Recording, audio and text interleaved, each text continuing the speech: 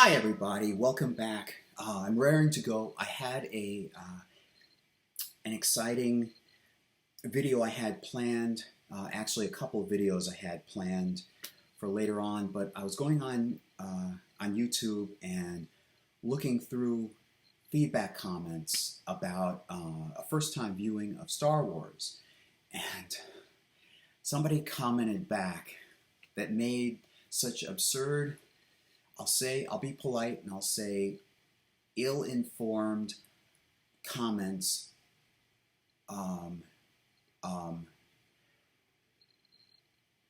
not portraying, anyway, showing off apparently that he doesn't understand, like many people, unfortunately, he doesn't know very much about film construction, and I thought that would be an excellent opportunity to, number one, get this off my chest, and number two, explain some important themes about Star Wars. And number three, explain more about why understanding the dramatic theory is so vital to viewing, and I think in some sense vital to our society spiritually and socially. Okay, all right. Let me back up. First of all, the video I want to put up, I originally intended to put up, was, and I will later on, is about my upbringing in Judaism and my understanding of the deity and the framework in Judaism. The very fact that I have to mince words and figure out how to express it well is an indication, a good indication, as to why this video is so important. When people talk about, and I don't want to go, belabor this point, but when people talk about God, usually I'm in the United States, and it's largely a Christian or identifying, non-denominational country. But basically, when religion is brought up, let's face facts, it's typically Christian, and I'm Jewish, and there are distinct differences. And one of my pet peeves is when the Christians will refer back to the Jewish Bible and take it totally out of context. They put on a Christian spin, and I have thoughts I'd like to express about that, but I'll hold back. I'll censor myself. I have some understanding, I think, as to the origins of Christianity. I don't want to offend anybody. It's just simply a different take on where Christianity began, and I'll do some further research before I really speak up. But I'm persuaded in terms of what I think how Christianity began. Anyway, I had spent yesterday with these three primary source books. Well, actually one of them, but I want to provide a video explaining what I think is the actual origin of Judaism and the Jewish Bible, specifically the 5 books of Moses, but in general. Again, I don't know how to express this. I was talking about, Christianity being the mainstream religion. That's how viewers typically watch. That's like the mindset that they have. They have a Christian mindset. It's about God and faith, and there's I'm convinced, a structure, a paradigm, a model. It's a series of conceptual models, a collection of conceptual models within Judaism that Kabbalah has maintained through the centuries. What is Kabbalah? Sorry, that stupid train. Kabbalah is a collection of texts explaining this framework, and the 5 books of Moses and the rest of the Jewish Bible. I'm sorry, I can't turn off the train. The Jewish Bible expresses with allegory. But just because it's allegory doesn't mean, and I personally believe it didn't, much of it didn't really happen, especially the 5 books of Moses. It didn't historically happen, doesn't mean that I don't think that it's important to understand. Quite the opposite, quite the contrary. I think it's vital to understand, but it's vital to understand thematically, and I'll just say thematically and philosophically. That's the word I was looking for. And it's okay that it doesn't necessarily have to be historically accurate. Okay, so my forthcoming video I had intended to put up was about my upbringing and my conception of deity and framework and so forth. Then the video after that I intended to put up will be a construction of something that I'm thinking of perhaps writing as a book. You know, I have an Amazon bookshelf is what they call it. It's a series of texts that I've written and I put up for sale. I have been putting links in my description, video descriptions, so that you can find them. But I'm thinking about writing this as something like that. This upcoming video will help me put it together into words because it's several different sources and I'm trying to fuse it together into a cool, excellent, exciting overall understanding. Okay, after explaining that, now let me tell you about the point of this video.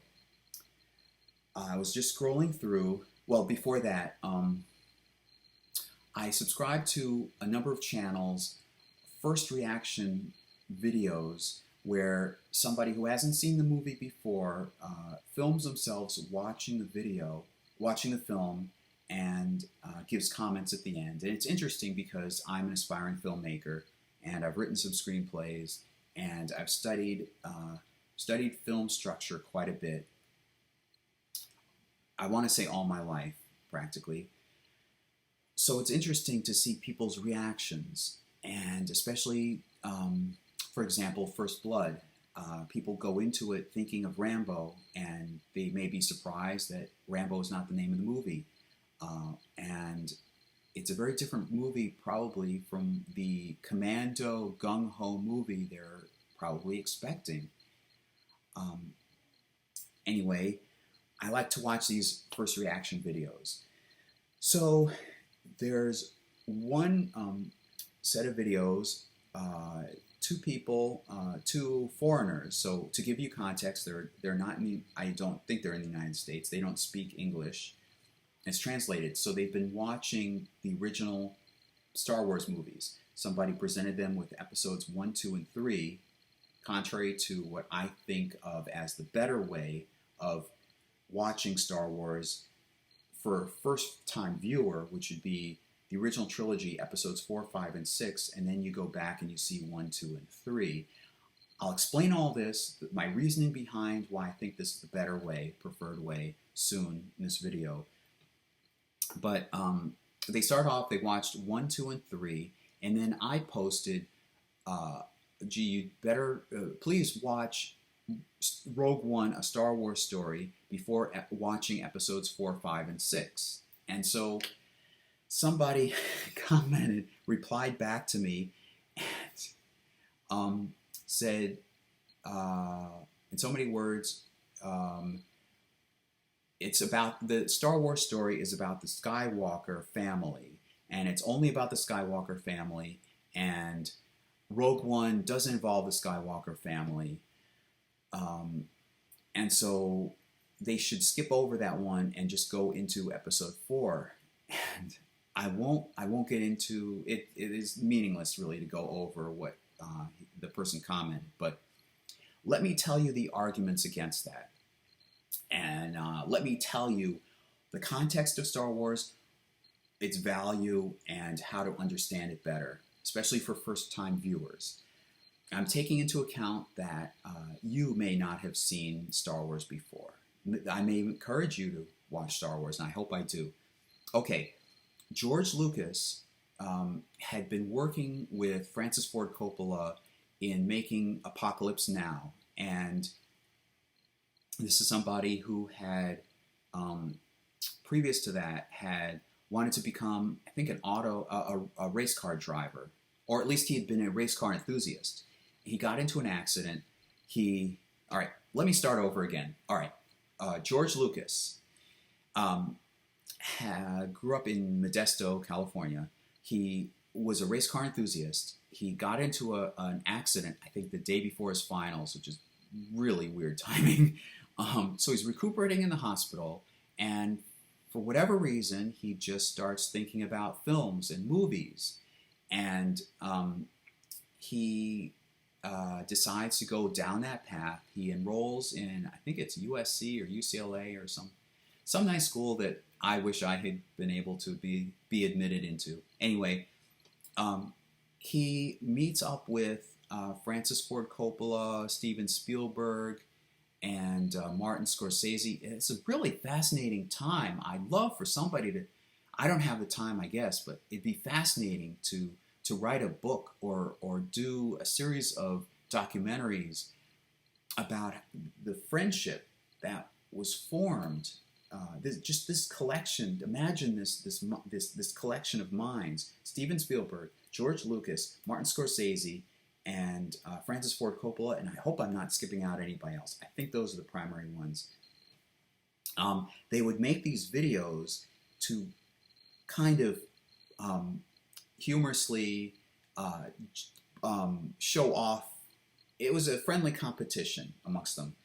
So, as I understand it, Francis Ford Coppola and George Lucas are working on Apocalypse Now, and it's become a nightmare trying to make that movie. It's probably the movie that nobody thought would ever be made.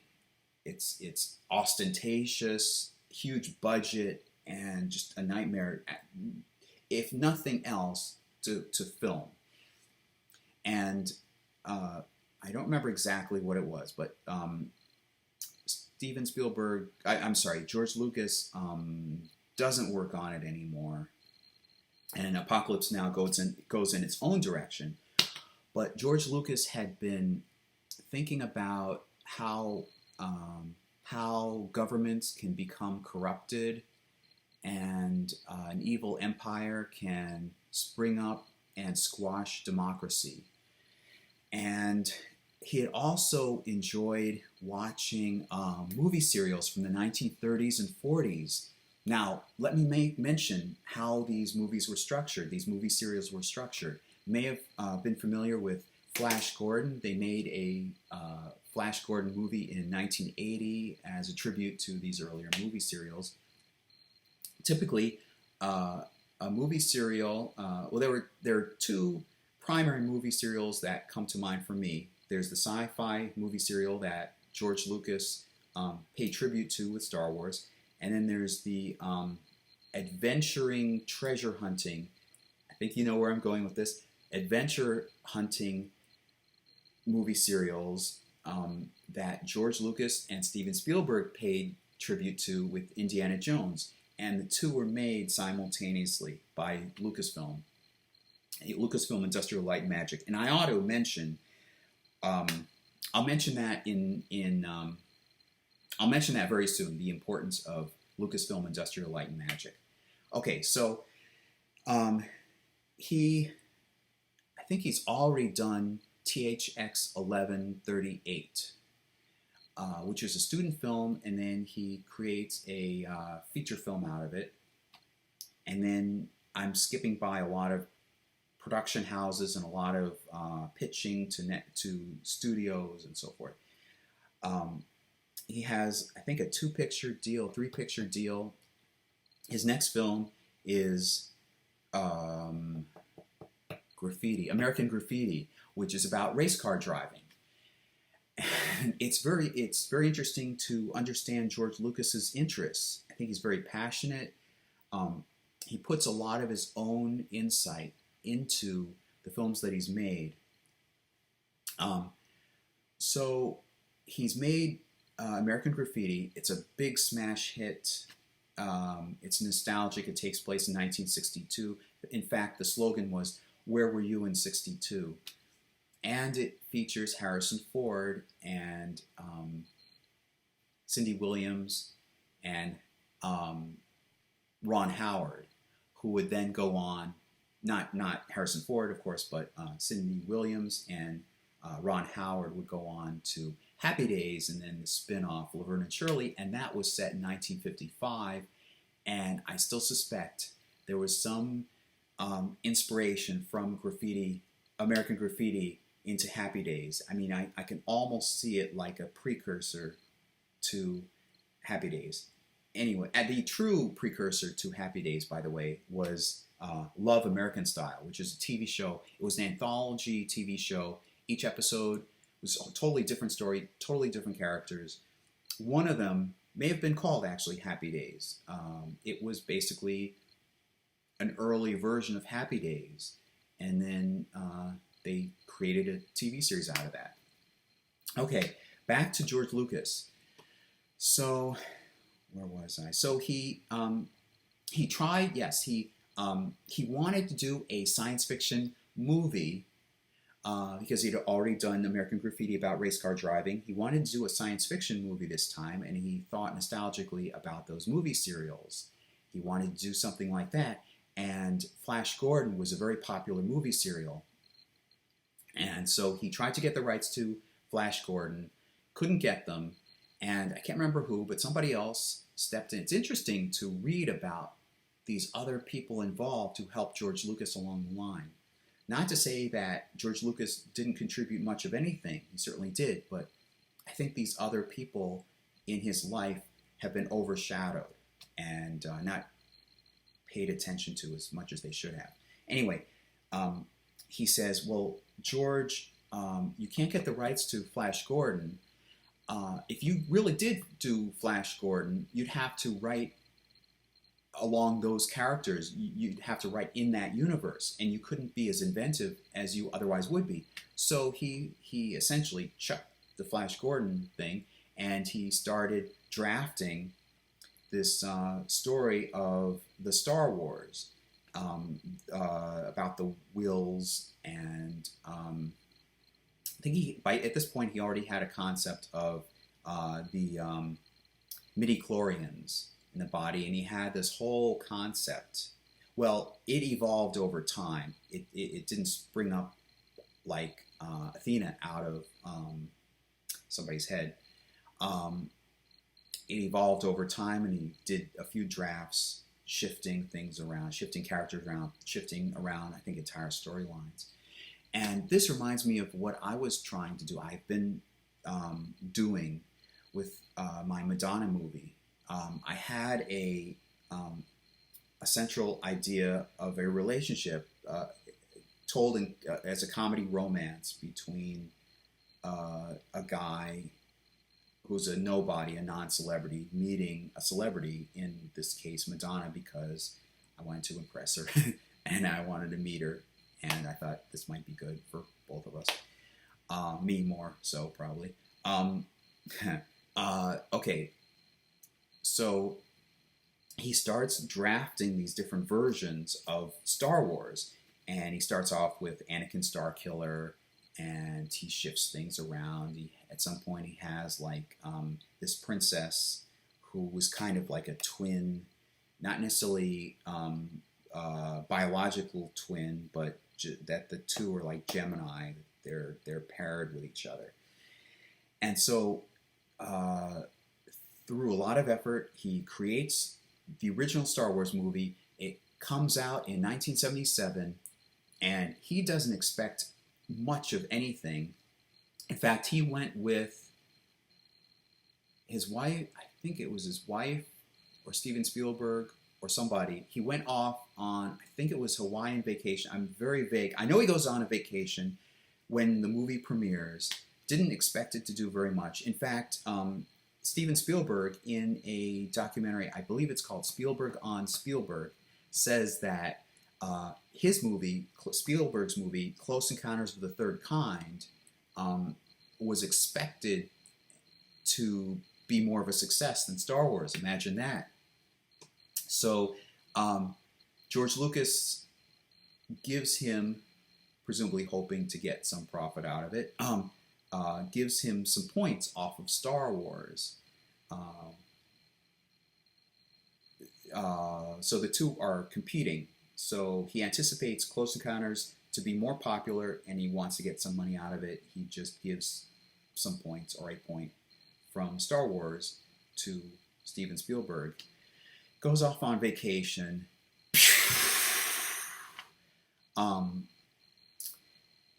And Star Wars explodes in popularity. Nobody's seen it before. I mean, and oh nuts! There's a gritty film director whose name I'm blanking on at the moment. He did Pulp Fiction.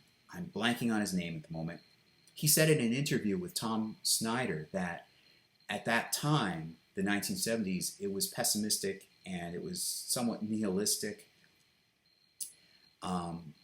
in moviedom, film, in terms of film.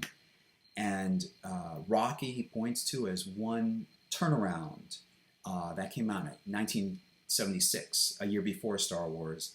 That was an uplifting, happy ending. And I'm tearing up a little bit. And then Star Wars was another uplifting, happy ending, which turns the corner from the depressing, amorphous types of movies. I don't want to characterize them all as amorphous, but this director's tone, his point was that film was very different, and this was a callback. Star Wars and Rocky were called back to more happy films. So people responded and they liked it. So his next film, I'll skip over a lot of Star Wars history to get on with it. So his next film is 1980. Oh, I should mention also that in 1977, in order to make this film, this upcoming Star Wars film, which was just simply called Star Wars, he had in mind visuals that could not be produced. I mean, the industry could not produce these special effects. So he said, okay, I'm going to get a group of people together and I'm going to form a special effects company. I guess there's a difference between visual effects, and I should call it visual effects. Special effects are technically something you add on afterwards, I think. Anyway, effects, certain effects in the movie. So he got together these wizards and he called it Industrial Light and Magic. And one of them, I believe, worked on Star Trek. Dystra, I think it's Jack Dystra. I can't remember his first name. John Dystra. Dystra, I think, worked on Star Trek, and some of the effect techniques that were used on Star Trek were, I know it's hard to imagine now, especially if you watch the 1960s effects in Star Trek, but some of those spaceship effects were then utilized in Industrial Light Magic, and then they were developed and developed and developed. It's like, to make an analogy, it's like a lot of technology in the United States didn't go anywhere until World War II created a reason. Okay, we've got to escalate, we've got to evolve this technology really fast. So they were able to create these award-winning, I think literally award-winning effects for Star Wars. People had never seen anything like it before. Amazingly, a little after that, the following year, Superman came out, and the slogan for that was, "You will believe a man can fly." And in context, before that, there was the Adventures of Superman TV series in the 1950s, and it looks like somebody just going vertically on a sideways on a screen, and then cut to him just barging in through a door or brick wall or whatever. The special effects, I'm just going to call them special effects. I think they're called visual effects, but anyway, okay, I'll call them visual effects. The visual effects may have been good for a TV budget, but the point that the director of Star Wars of Superman was trying to make was, you will believe a man can fly. These are effects you've never seen before. This is not going to be kiddie fare. This won't be a TV Superman that you've seen before. This won't be the radio. You'll actually see Superman lift huge things, leap over tall buildings, fly, do all sorts of things. Visually, we're taking an adult view of this, and we're really going to make it look spectacular. So that same concept. That was 1978. This is 1977. Same idea. The effects were spectacular. So in and I'm skipping ahead, there's an interesting thing that happens. A few things happen in between 77 and 1980. 1980, they grant him another movie. Maybe I should. All right, let me backtrack a little bit. With Star Wars, when it comes out, he expects that movie to have been successful. Let me rephrase that. He didn't expect Star Wars to be this successful. It happens to be this successful. So it's rare that movie sequels turn out as well publicly in terms of box office percentages as the original. So he thinks, okay, maybe I can make a follow-up movie, and let's keep the budget down. Let's have a story written utilizing the stuff that was created for the previous movie in 1977. And there's a storyline that's written out called Splinter in the Mind's Eye, and parallel to that, there's a holiday special that's aired once on TV, and George Lucas probably doesn't want me to go into any further detail about that. Sorry.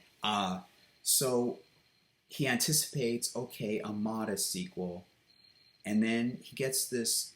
It may have been a 3-picture deal. I'm not sure, or he got the go-ahead for a full-fledged feature film after the first movie. And he may have already had some sense, or somebody told him there can be a third movie. So he has more confidence, and he puts more effort. Industrial Light and Magic, his whole company. He's an independent film company. It's being distributed. It's being distributed by.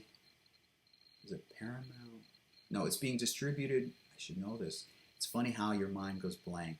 It's being distributed by Fox, 20th Century Fox. However, he's producing this movie alone. So, Empire Strikes Back comes out. It's an even bigger success, I think, or at least it's on par with the first movie. And then shortly after that, he re-releases the first film with some new addition. This time, it's not just Star Wars, it's Episode 5. Oh, no, I'm sorry, he re-releases it, yes. This is Episode 4, A New Hope. Let me backtrack a bit and explain that opening crawl. This and the scene transitions are a call back to the movie serials. I don't know how many people understand that now who see Star Wars, but the way the movie serials from the 1930s and 40s would work, typically, is that you would have a first episode. There would be like 12 chapters, and it would be one long movie. However, it's cut into cliffhangers, and that's probably where the term cliffhanger comes from, or was used most heavily. You would have an opening episode, may have an opening crawl or text on the screen explaining this is an adventure. Typically not, I think. And then after the first episode would end on a cliffhanger, you would wait, I think, was it like a week or a month? Well, if there were 12 chapters, it's probably next month or next week, something like that. You go back to the theater, and you would see the next chapter, and it would start with either, well, they probably weren't as advanced. All right, whether it's vertically presented or an opening crawl like in Star Wars, it would say chapter 2, and it would give a subtitle, and it would summarize what you had seen in the prior chapter, because you may not have been in the movie theater watching it. And that episode or that chapter would again end on a cliffhanger. There were also scene transitions. There were interesting scene transitions where sometimes there would be a wipe or some kind of, I don't think they played that fancy with scene transitions. I think it was usually just a wipe. So there's some popular movie serials. There's Flash Gordon, there's Commander Cody, there's Crash Corrigan, and those are the science fiction ones. And look them up. There's a host of them. Buck Rogers may have had one too. There were 2 Superman serials. There was at least 1 Batman serial. Okay, so all right, jumping ahead back to the re-release of Star Wars. Now he modifies that opening crawl to have Episode 4, A New Hope. Now I'm unclear exactly, so I don't want to venture into reasons why. I'll say why it would make sense that he had done this. He started with Episode 4, perhaps because Episode 4 starts right in the middle of the action, and there seems to be a backstory. He may have intended later on, probably did intend later on, to go back and release episodes 1, 2, and 3. So basically that's the reason that would be a good idea as to why he would have started with Episode 4 instead of Episode 1, because clearly it's jumping right into the action of the story, of the whole background of the story. So then Episode 5, the Empire Strikes Back, is labeled Episode 5, The Empire Strikes Back. And then there's a lot of stuff that goes on between Episode 5 and Episode 6. Holy cow. But anyway, he releases Episode 6. And then, from what I've read, I grew up at the time, my very first movie, the earliest movie I can recall seeing in a movie theater, was Return of the Jedi, which is ironically the final in this trilogy. Final movie in this trilogy, but I was able to understand enough of it given the references in there and seeing it several times to understand what happened before. I became an immediate Star Wars fan, so at some point I watched the first movie. I didn't see the second movie until sometime later. Okay, so he talks about these 3 films, these several films. It's vague as to how many films he has in mind. And then he and Steven Spielberg were going through, I'm like 90-something% sure it was a divorce at that time.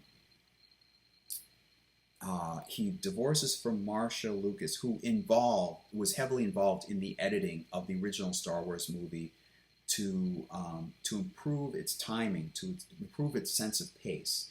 And I'll reiterate that there were other people involved who came in and, first of all, chopped up his, or told him to chop up his opening crawl, because the opening crawl went into a lot of specifics. George Lucas's strength is in creating a whole universe. However, that in some sense that can be a detriment, especially for new viewers. And this is what I will get to. This sets up the reason I tell new viewers, new to Star Wars, to start with Episode 4. Because in 4, 5, and 6, it's the evolution of the Star Wars universe. It's him setting these things up for the very first time, or at least somebody else stepping in. The final product sets this stuff up, this universe up, for the very first time. And if you go to Episode 1 and start from there, it has a lot of, like, this whole universe thrown, all these concepts, the Force and the Jedi and the Sith and so forth, thrown at you at once. And for a new viewer, that's a lot to take in. It's fascinating from the point of view of somebody who's already seen 4, 5, and 6. But it's a lot to. You could be overwhelmed if you start with episode 1. Okay, even though movie serial wise, if you're watching it in the true tradition of movie serials, you should start with episode 1 because that's how movie serials worked. Okay, I'll put that off. Hopefully I'll remember to go into detail on that in the future of this video. Okay, so all right, so Star Trek. So I'm sorry, I'm a Star Trek fan too. So Star Wars Episode 6, Return of the Jedi. There were shifts in the direction of where he wanted to go, and there's a whole behind the scenes, I don't want to say drama, but there's a lot of disagreement in the background when they're creating Episode 6, and he has gone through a divorce. He really doesn't have the energy. He also, perhaps even at this point, sees that the technology to be able to create the first, what he wanted on screen doesn't exist yet. That may have been a factor in it. His friend, Steven Spielberg, had a personal thing going on with his life.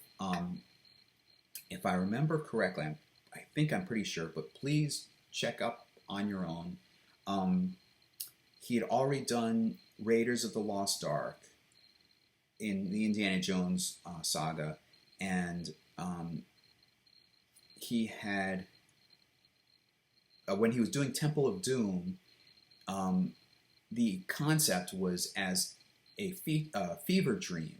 This would be very different from the first movie. I like that about Steven Spielberg. Each of the Indiana Jones movies, it feels different, has a different tone to it.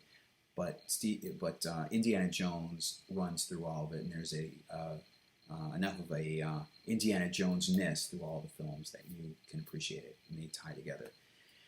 So he was going through an awful personal life. I think he'd gone through a divorce himself, which is interesting considering his parents went through a divorce that affected himself and his siblings. So he started off filming Temple of Doom. He had this romance he had like an affection with Kate Capshaw, who was the leading lady in the film. There's one point in the film where this priest rips a heart out of somebody whom they're sacrificing to their deity, and rips the heart out, still beating, and then the sacrificial victim is lowered down into the fiery flames. It's an interesting moment. It was a drastic thing to show on screen. And then more recently, I learned from some source, I think it's a pretty reliable source, that the inspiration for that was that Steven Spielberg felt like his heart had been ripped out of him during this messy experience. So he put it into the movie. So it's put into the movie. All right, so going back to George Lucas and Star Wars, this was the third movie was released in 1983, and he makes some comments to say these 3 films, he keeps Star Wars alive.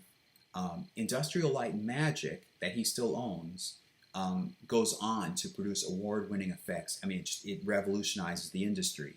I've commented on this on a few YouTube videos, first reactions to, for example, The Terminator. I'm not sure if the original Terminator had these special effects. Probably not. But the second film had Industrial Light and Magic working on the effects, the visual effects, and the special effects. And those were stunning at the time. They still are pretty stunning. So Industrial Light and Magic is busy revolutionizing the industry, moving forward the capability of what you can see on screen. And he creates a Droids and Ewoks hour, well, first of all, it was the Droids cartoon, and then he adds on the Ewoks, and there are two Ewok TV films, and he's keeping Star Wars alive for a while. And of course, the merchandising, Kenner merchandising, almost goes part and parcel with Star Wars. That's how people, largely how people knew about the name of those furry little creatures you see in the third film, in this episode 6. So he's keeping that alive. But by 1990, Star Wars has been put on the shelf. It's kept alive with some fan fiction novels and so forth, but that's it. So then in 1999, out comes Episode 1, The Phantom Menace, with the title of it being a callback to the spirit and the kind of naming scheme that you'd see sometimes in these movie serials from the 30s and 40s. Again, viewers don't have the context to watch these films accurate. They don't have this movie serial context. Let me mention short the releases of episodes 1, 2, and 3, and then I'll mention why these themes in Star Wars are so important to see. What makes Star Wars so important. He releases episode 1 in 1999, and then episode 2, episode 3, and I won't get into fan reaction because it's controversial and it just has changed over time. But okay, from my point of view, as I've said before, you might be able to see now, you might be able to recognize why you should see episode 4, 5, and 6. It is its own trilogy. True, it begins with episode 4, and then of course there are ultimately 9 episodes, and then there are 2 standalone movies, and then there are a whole bunch of branch off cartoons and so forth, media and limited series, of course. But George Lucas, at the beginning, when he was drafting Star Wars, he had Anakin Starkiller, and he had something with a planet, and various names come in. I think Mace Windu was a character, and he had this whole thing about how the Force was something created by the Wills, and there's the midi-chlorians, and this crystal, and how it powered the lightsabers, and all sorts of different things. And then not only, and that I'm being kind about that. I mean, that's a toned down, limited version of what was going on. He had characters shifting names, characters coming in and out. He had at one point the princess and Luke. And this is another reason why I say start with episode 4. I'll try not to give away spoilers. I've already said Luke and the princess. He had something about them. It's vague. I've already said this. He was toying with them being paired together, and so he shifts ideas around. And then finally, he has a sort of a more finalized storyline. Somebody steps in and says, George, you've got to cut the opening crawl down. It's way too complicated. One of a few inspirations he might have had, I'm not saying he himself had for Star Wars, but they were around at the time, was Dune. There was one novel, perhaps a second novel, Dune, which they have then made in their own movie series, and there has been a new Dune first part released a couple of years back, or a few years back, and then I saw the movie trailer for it, the second half, or the second part of Dune. That's not new. That comes from a novel, I believe, by Frank Herbert. Frank Herbert is either the name of that author or Mr. Wizard. I think that's somebody. No, I'm pretty sure it's Frank Herbert. and they're successful. So Dune was one, and oh boy, there was a series of short novels about a galactic empire. I used to have them. There was a trilogy, and then they came out with, I think, two more novels. I want to say Forbidden Planet or something. That's not the same thing. That's a movie in and of itself. Oh man. Anyway, all right. I won't waste time with trying to remember the name of it.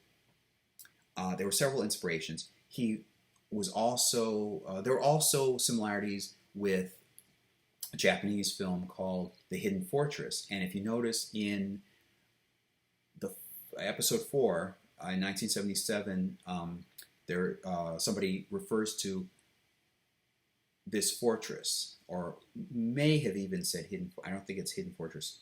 This new fortress. So there are some similarities with The Hidden Fortress, Japanese film. So anyway, all right. Somebody says, "Hey George, you've got to cut this down. New audiences will just be overwhelmed." So the opening crawl was cut down and cut down into the opening crawl that you see.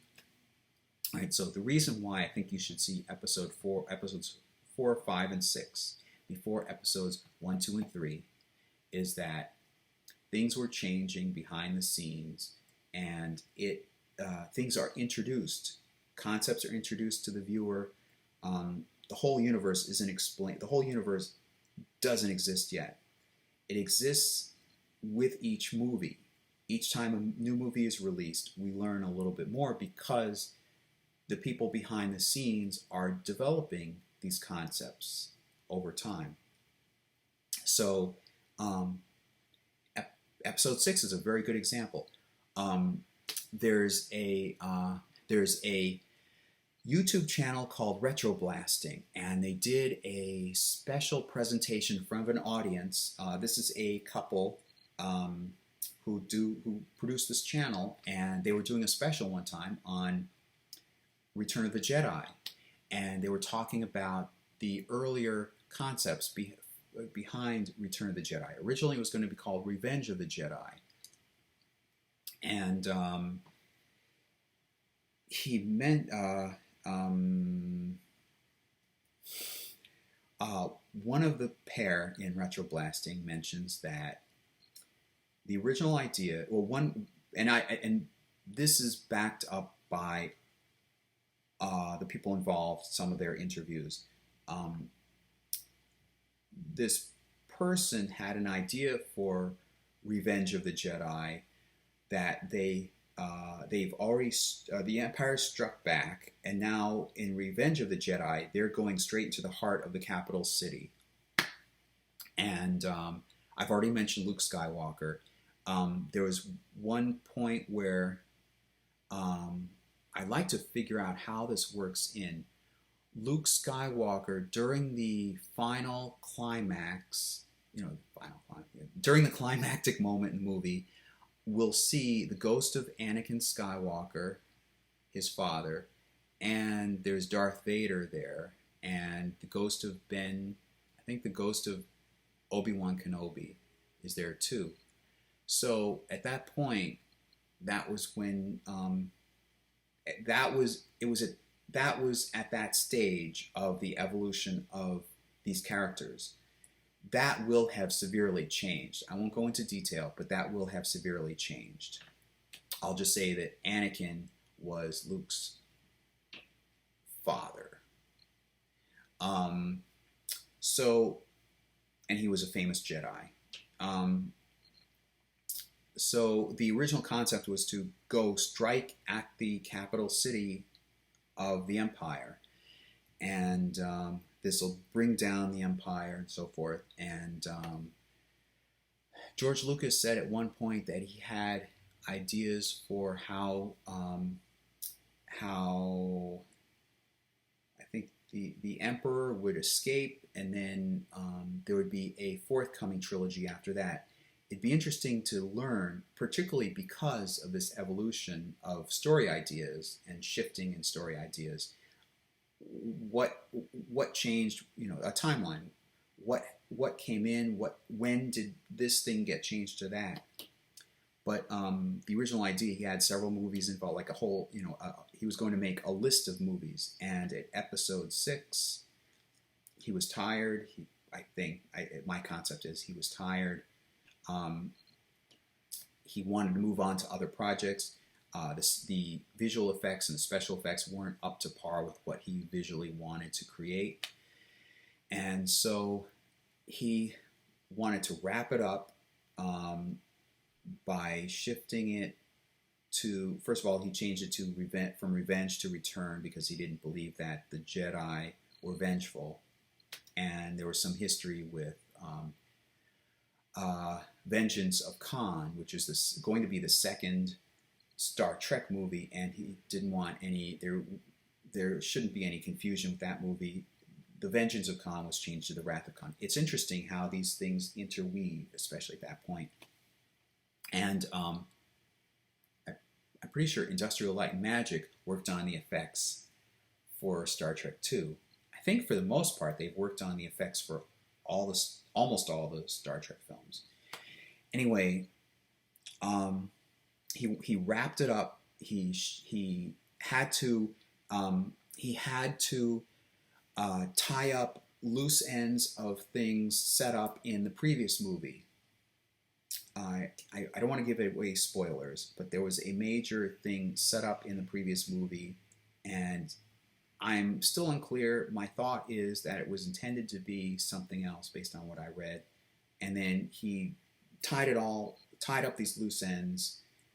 He wanted to finish off, Return of the Jedi, that's it. And at the time, that seemed to be the idea, other than in the minds of the audience, the fandom. Other than cartoons afterwards and Kenner action figures and nostalgia and magazines and comic books and so forth, that could very well have been it. The Return of the Jedi could very well have been the final movie. Okay, so now when he goes back and he writes episode 1 and he creates it, he has much better special effect, and Industrial Light and Magic is still pushing the envelope. The visual effects and the special effects may look dated. The CGI may look dated now, and believe me, when you see it, it's much better than what people had seen in the movie theater. I hadn't seen it in a movie theater. I saw it at home, I think, when it was broadcast on TV. Wow. The visual effects were improved between then and during those two periods. Anyway, it was the cutting edge of what they could do. They were experimenting with these films. I don't want to put words in George Lucas's mouth, but he would probably say that these films were also an exercise for him to test out this new technology. I believe Industrial Light and Magic also worked on the original Jurassic Park. And Steven Spielberg mentions again, I think it's the interview Spielberg on Spielberg, where he was going in two avenues. He wanted to go into CGI to create the dinosaurs on screen, but as a backup, he also had in mind stop motion animation. And fans of Ray Harryhausen would understand this. Earlier on, the typical technique was to use stop motion. You would have a small model. You would move a foot slightly, film, move slightly, film, move slightly, film. And I'll just nickname this the Ray Harryhausen technique. It was the stop motion technique. Ray Harryhausen was a wizard in terms of doing this for films. One of his films that I particularly like is Earth versus the Flying Saucers. And you see the saucer, he made a specific point of having the top spinning in one direction, the bottom spinning in the other direction. And he had to move it, or it had to be, the top part had to be moved this way slightly and the bottom slightly, and then they would film, and then the top part slightly, bottom. So that's a lot of time taken to be able to do this. And as long as this is about Star Wars, let me explain that. Maybe I'll get into the gripes I have with George Lucas to make it complete. I haven't even gotten into the Dramatica aspect of it yet. This video may become episodes 1, 2, and 3 in a trilogy, hopefully, not a quadrilogy. In the original effects, the original theatrical version of Star Wars, it wasn't just him making these effects. You had these, again, award-winning effects. You had stop motion. There are creatures that would have to be done stop motion style. They would be small models. You would have to pivot it slightly, take a shot, pivot it slightly, take a shot, and then over, I'm exaggerating, but over 8 hours later, you'd have enough, 8 hours spent filming this or whatever, you'd have enough film footage that you, in normal, if you put the clips together, it would look like the leg or whatever is moving like that. But it's actually this. And that takes a lot of time and effort. And we have to realize how much devotion, how much effort, and how much physical, actual labor, and not only physical labor, but mental labor was put into creating these effects. I mean, they were stunning. All right, so where was I? So, all right, so I believe the special editions came out afterwards. They were in there. Oh, no, strike that. No. I purposely skipped by that because I thought mentioning the special editions would just belabor this, but I guess I should point this out. All right, so roughly a decade and something after, 20 years after the release of the original Episode 4, A New Hope, he re-releases all 3 films in the theater, this time with new effects. I mean, they in the trailer, they say, with new stunning effects. You've only seen it on a small screen, at least for a long time. New viewers, have only seen it on the small screen. Now see it in the wide screen, the way it was originally, I don't want to say the way it was originally presented, but just see it on the wide screen. And I imagine people had in mind it would be like the way it had been originally seen. No, it wasn't.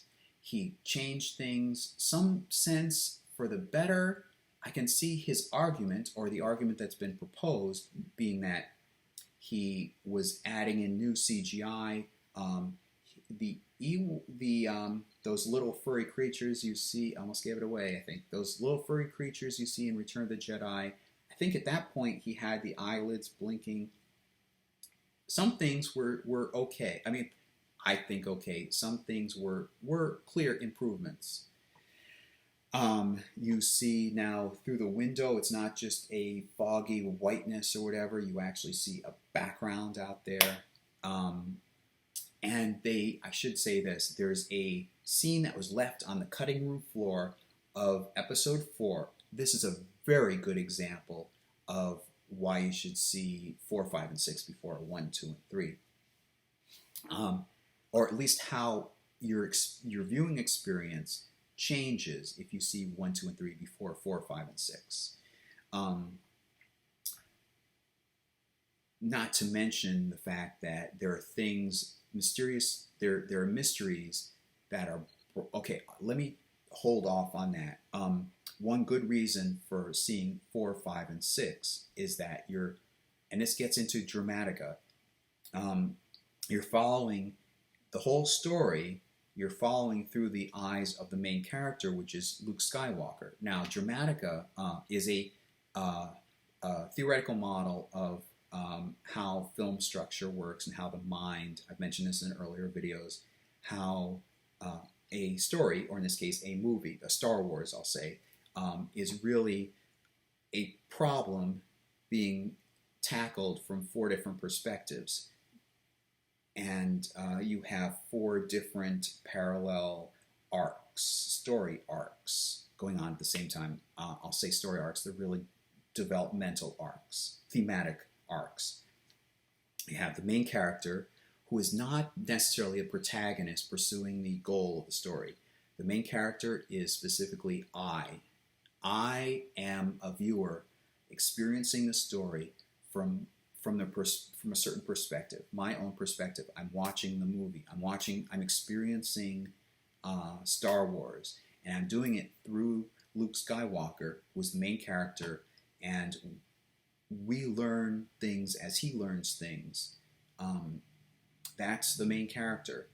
There's an impact character. Okay, then there's the objective story, because that's really how Dramatica developed. It's a comparison between the objective story and the main character. People confuse the two, and that's really what got me started doing this video. I think that's where the person replying to my comment in that YouTube video went astray. Here we go. The screen went to screensaver mode for a moment.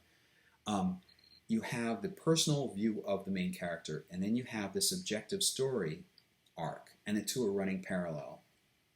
The objective story in this case is the Empire versus the Rebellion. It's the total story of all the characters, what they're involved in. It's the objective. It's the objective mindset into what's going on. The personal main character is following the arc of his own problem that he's tackling personally. He's dealing with personally. I won't go into spoilers on what Luke Skywalker is going through personally, but there is a clear personal thread that he's going through. You have to separate that, or at least recognize it's different, really, from the Empire versus the Rebellion. That involves all these different characters. It's the overall story. Okay, then you have 2 other arcs. You have the impact character that is, I've already mentioned his name, Obi-Wan Kenobi. If you see it, maybe you'll remember. Maybe this will help you understand Dramatica better. But Obi-Wan Kenobi represents this alternative way of dealing with problems that's contrary to you, or at least Luke Skywalker. You're experiencing this story through Luke Skywalker's eyes, and this other character presents an alternative way of dealing with problems. Thematic. It's all thematics, really. It's just expressed in story event terms, but it very much it's thematic. Then there's a 4th arc. So there are 3 arcs running in parallel. And then there's a 4th arc, which is the subjective story. That's nicknamed in Dramatica theory the heart of the story. The head of the story is we've got this empire, and I'll shift to, because I don't want to go into spoilers. It's like the American Revolution. We've got the British Empire. We've got these colonists. We've got George Washington, the general. We've got this combat. We've got these attacks against the British Empire. We've got, what is the British Empire doing? We've got the struggle for freedom. We want to separate from the Britain. That's all objective story.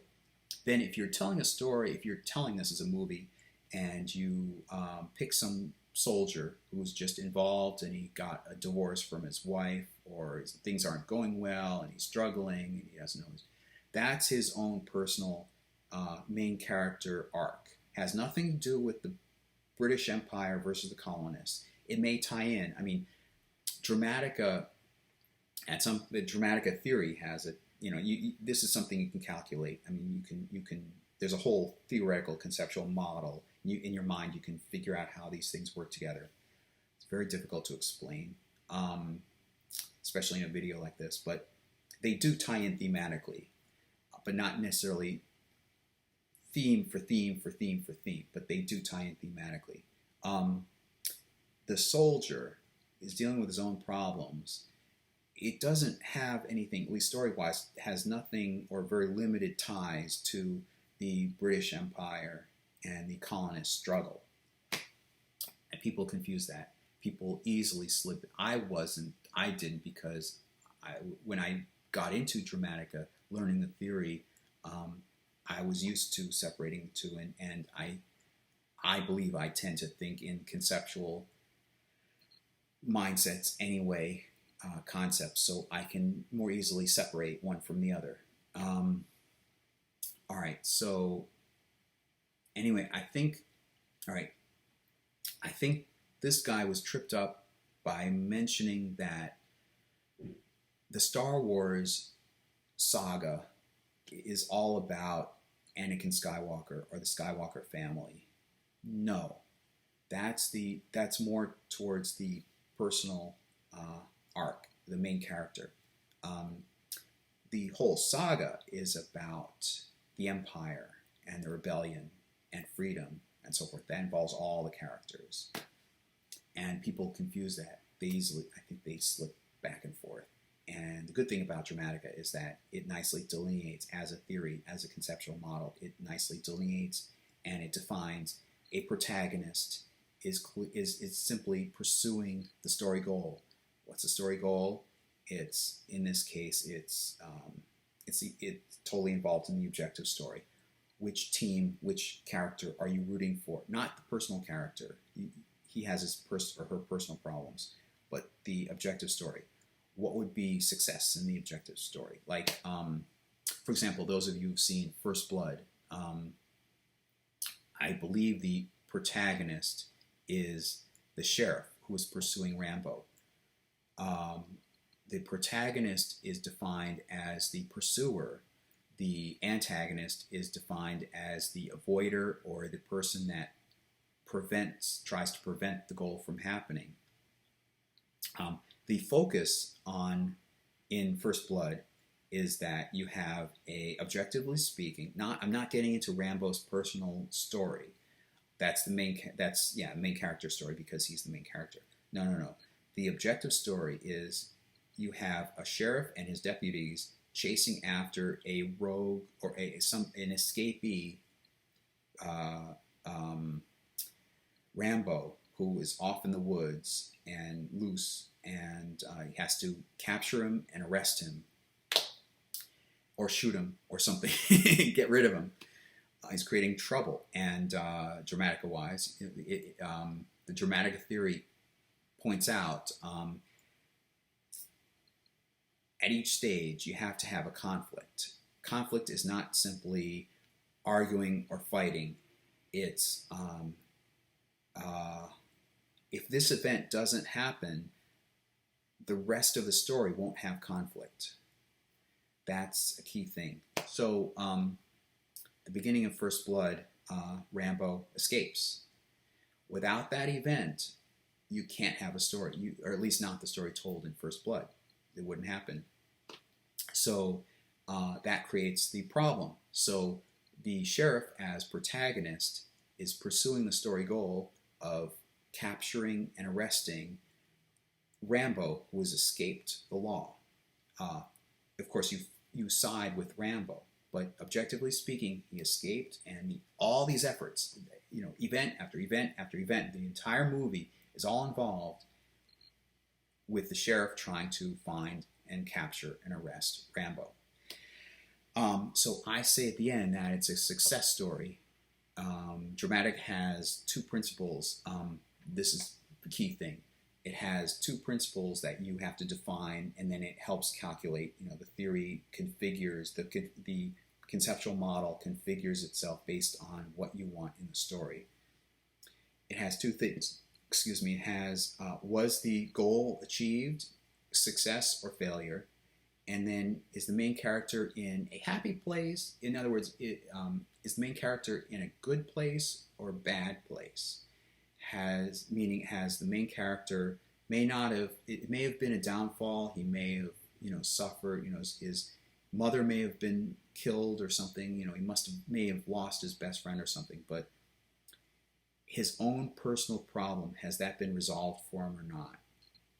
I think, if I remember correctly, in The Silence of the Lambs, I think it's a good, bad, I mean, it's a success bad story because Clarice is in, as one person talking about screenwriting put it, the lambs are still screaming, or the sheep are still screaming for Clarice at the end of Silence of the Lambs. That she's still in a bad place. Mentally, she hasn't resolved her issue. However, the objective story of finding the serial killer and all that stuff, that's the objective story. That's a success. It was fine. It was dealt with and it's been resolved. So it's a clear delineation between the two. Main character and personal problem, and the objective story with the protagonist, antagonist, and help guardian character and so forth. All right, so going back to Star Wars. So, all right, so episodes 1, 2, and 3. Where was I now? That's why I should outline these things. Anyway, so that's why I think the person commenting or replying to my comment on this YouTube video was off. He was confusing the Skywalker saga, which is a personal through line through all the movies, with the objective story about the Empire and the rebels and so forth. That's clearly the objective story.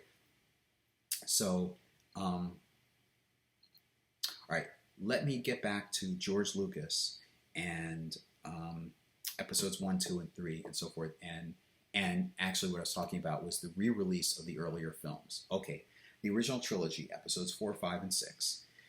So he puts in CGI effects and I want to say literally like wipes over the stop motion, these effects that were done, that award-winning effects. I imagine he or the argument posed in George Lucas's favor is that he wants to update these films. There are other explanations that have been given for why he does this, particularly why. Okay, all right, I'll get on to that in a moment. Why he did this in this stage. Okay, it's believable. He wanted to update the effects. He was trying out the new technology. And so, all right, I'll mention this part. All right, there's a deleted scene. That's where I left off. There was a deleted scene from A New Hope, episode 4. And so somebody else in an interview mentions this. I believe it was The People versus George Lucas. Yes, it was The People versus George Lucas. In an interview, he mentions that it couldn't, for whatever reason, it couldn't get in there. And I've heard about this before because there were earlier documentaries. Like when the original movies came out, I even remember this. And it was the conversation in the scene was put into the novel adaptation of that Star Wars movie, but it wasn't in the movie itself. It was left on the cutting room floor. They filmed it with an actor, and a human actor, and it explains why at a certain point Han Solo says, "You're a wonderful human being," which takes on a different context when you see it now, because you see what happened to how they changed that. They had to. I mean, literally, they had to do it because this character was changed between episode 4 and episode 6 for whatever reason. There's been an explanation that George Lucas had this other view all along, but I don't think so. I suspect personally that George Lucas comes up with these ideas and then they get changed, and later on he says, "Oh, well, that was intended all along." I know as a writer, I will confess, I will write something and then go on, and then the beauty of it is that the beauty of a rough draft is that you can go back and change it. So this is an evolving trilogy. They set something up, for whatever, they deleted that scene, they stuck the dialogue into an earlier scene in the famous Han shot first scene. In the original theatrical version, Han shoots. That's it. And it describes something about Han's character. I'll try not to go into spoilers, but this is important. There's a larger point to this. Trust me. Han shoots, and that describes the type of character. There's an arc in Han Solo's character through the course of that movie, and then it continues on through. In fact, in some sense, other than a certain other character and Luke, I think Han has the most story arc or change, evolution. An arc, in Dramatica terms, there are two types of arcs. A main character doesn't always have to change. I thought this originally because I had been brought up on screenwriting, and they would say, oh, the main character has to change. He has to do something that he would not have done earlier on. No. It's a lot of screenwriting, what they teach you in books. No, let me rephrase that. A lot of aspects of screenwriting are true and they hold up. But there are some myths and things don't necessarily, there are assumptions, and people are vague and clumsy about what they say, and so forth and so on. This is, I would say, rampant enough in screenwriting to feel uncomfortable to me. So the main idea people have is that, and it's taught in many places, that the main character has to change and they have to do something they would not have done earlier on. No. The main character has to evolve and improve and become better. Now, Dramatica recognizes this. There are two ways in which it can be done. It's called the character growth, I think, in Dramatica. However, it's whatever term is called. It's changed or steadfast. Character begins with, usually it's be the main character. Main character begins with some way of dealing with a problem, and he's convinced up until that point, his backstory or her backstory has convinced him, this is how I deal with it. It's going to get there eventually. I've just got to keep trying and to keep trying. And then over time, the impact character impacts upon the main character. That's the beauty of this, how this whole Dramatica theory works. This is probably going to be my thumbnail. I wouldn't be surprised. But the impact character isn't there just to be a love interest. A lot of times in movies you may see terrorists have taken over a building, and it's like Die Hard. They've taken over. Well, let's use Die Hard for example. Okay, let's use Die Hard as an example. Terrorists come in and they gain control of a commercial building, and the main character is also, as usually the case, the main character is also playing the role or the part of the protagonist. There are two different roles. The main character, I forget his name offhand, Jack or something other, he has just separated from his wife. I don't think they're technically divorced, but they're just, things are not going well. And he's struggling with that internally as the main character.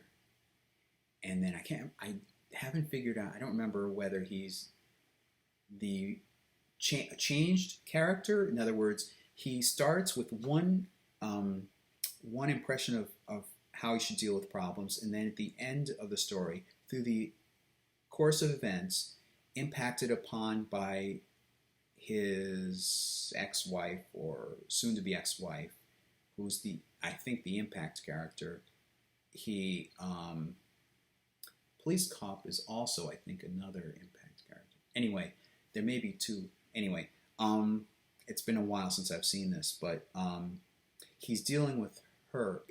This seems to be a personal storyline of his.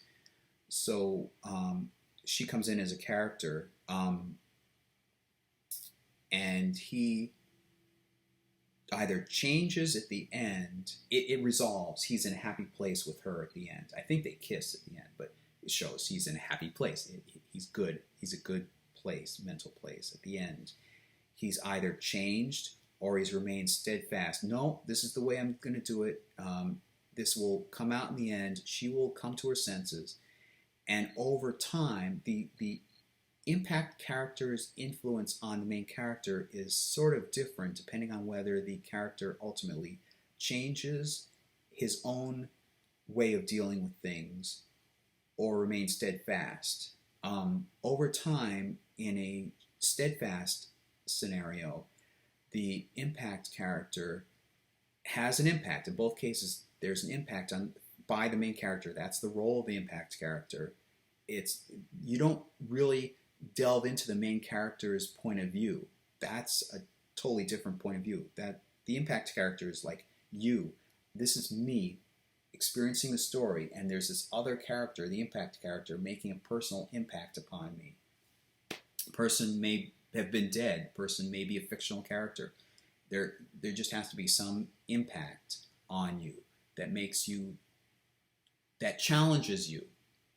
Doesn't necessarily change you, but challenges you to reconsider. Am I going about this correctly? Maybe I should change my attitude. Maybe I should change how I deal with my personal problem. So then at the end of the story, for a steadfast main character, she comes around, or the impact character comes around and undergoes a change, because overall, what Dramatica is, the Dramatica theory says that a story, well told, all four arcs, it's exploring and demonstrating a certain way of tackling a problem in terms of thematics and plot events and genre and characters, all four levels, all working in concert.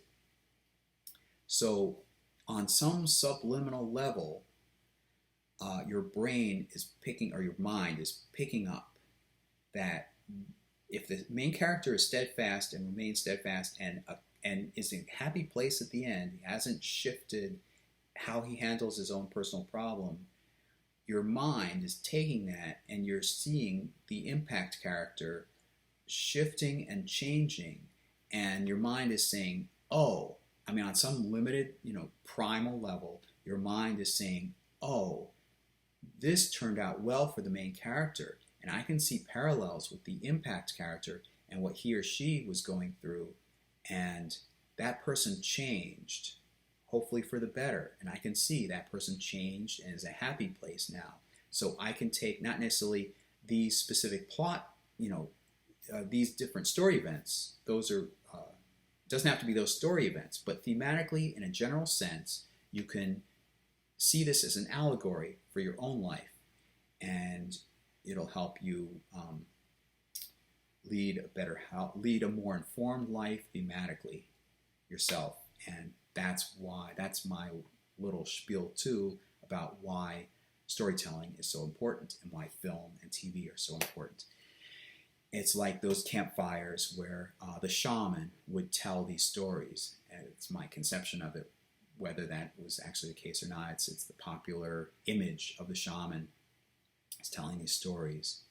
All right, so where was I? So, so Han shot. So in the original theatrical version, Han Solo shoots, and this is why fandom has made a big stink out of it.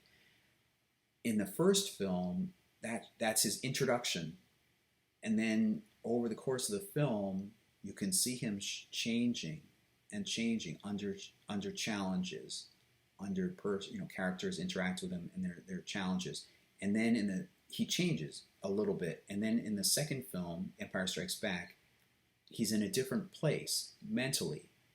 I won't go into spoilers, but his attitudes are different from the way they were in the first film.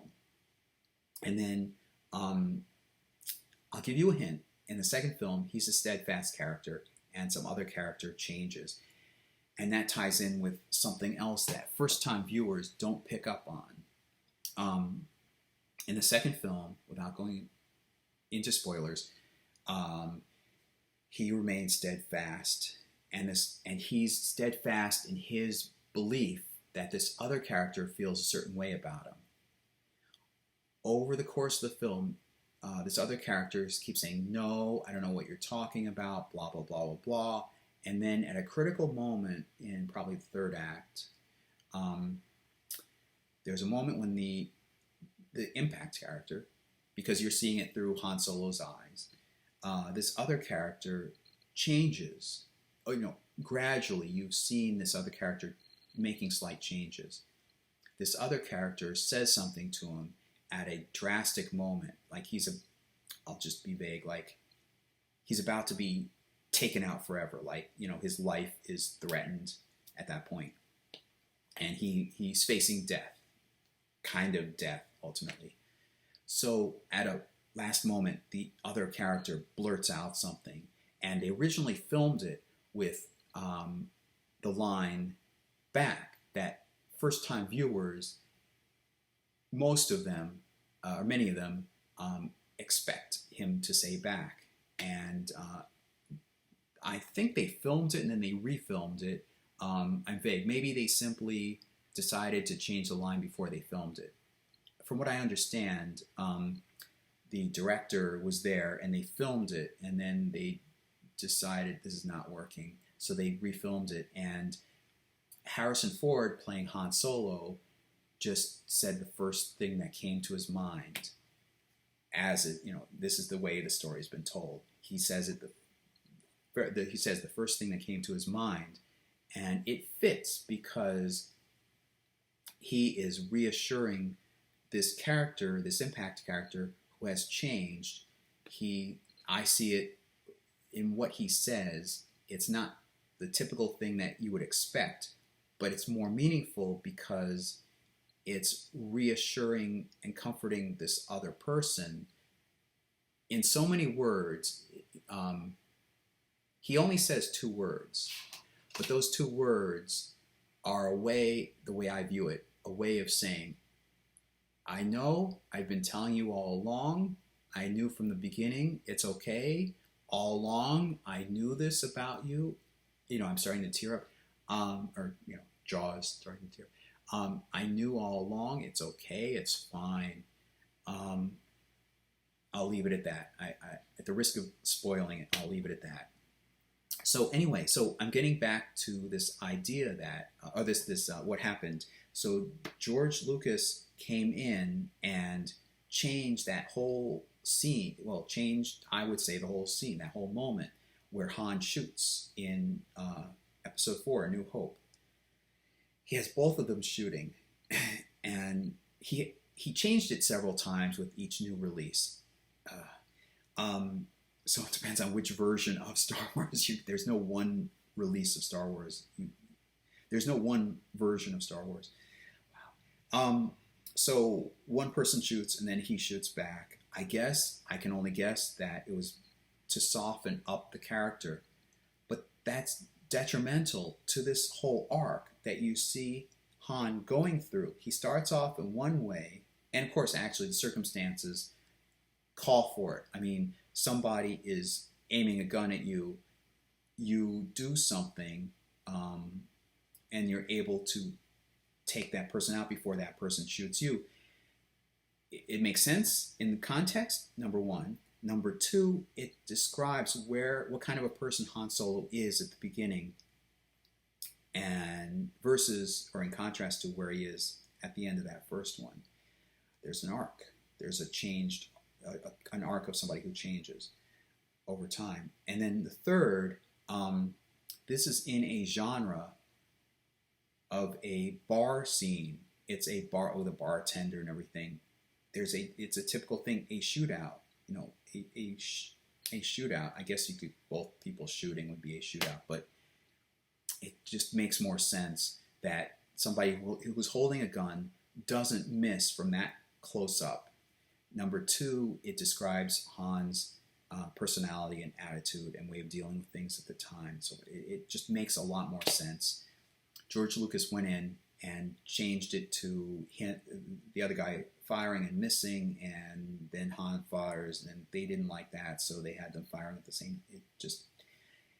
This is one of those examples where I would say, George, it was good the first time around. You don't quit tinkering with it. It was okay. It made more sense then. All right. So then so they put the dialogue and the information from the later scene I was talking about, the deleted scene, into that scene. Somebody says in The People versus George Lucas, literally he says that they, for whatever reason, they couldn't use that deleted scene, but they put the important information into this scene. So, I'm talking about why you should watch 4, 5, and 6 before 1, 2, and 3, because the universe itself is being defined and explored, and new concepts are being introduced. So he was going to have a human act. It was filmed. The deleted scene had a human actor. The question is whether George Lucas intended to later go back and paste in some kind of alien creature or not. I don't think so. Later on, it's been said that, that's been said that way. I don't think so. I think, because he was all dressed up. I mean, the actor was all dressed up in a costume, and he's speaking in a certain way. He's speaking to Han Solo, and Harrison Ford even walks around this other character, and which probably made it tongue-in-cheek, annoyingly fun to try and paste. First of all, in the re-release, they had to, because this character later showed up in another movie looking completely different. They had to paste an image of that creature onto the human actor, and yet you have Han Solo walking around. So they made it kind of humorous. They made Han Solo walk around and walk over the back part of this other character, which they had to do that because they were filmed with human actors walking. Harrison Ford walked around the other human actor. And at the end, he says, "You're a wonderful human being," which simply means, in context of that, had they shown that in theaters, it simply meant that Han Solo was saying, your attitude, your greedy attitude, you're a wonderful human being, tongue-in-cheek. But it takes on a whole different context because the character was changed from that to a whole different creature, organic creature, and so it takes on a whole different context. Viewers now seeing this, the official release, won't see that original context. But I don't think that was George Lucas's original idea. I think it was filmed like that, and it's been said that he couldn't get it right, so he left it on the cutting room floor. But anyway, so you didn't really see this other character. He was a background character until the 6th episode when he's finally presented. And I can see why a re-release of the original film, they wanted to include that deleted scene, because now that character has been defined officially on screen as looking like this, or a certain way that you see him.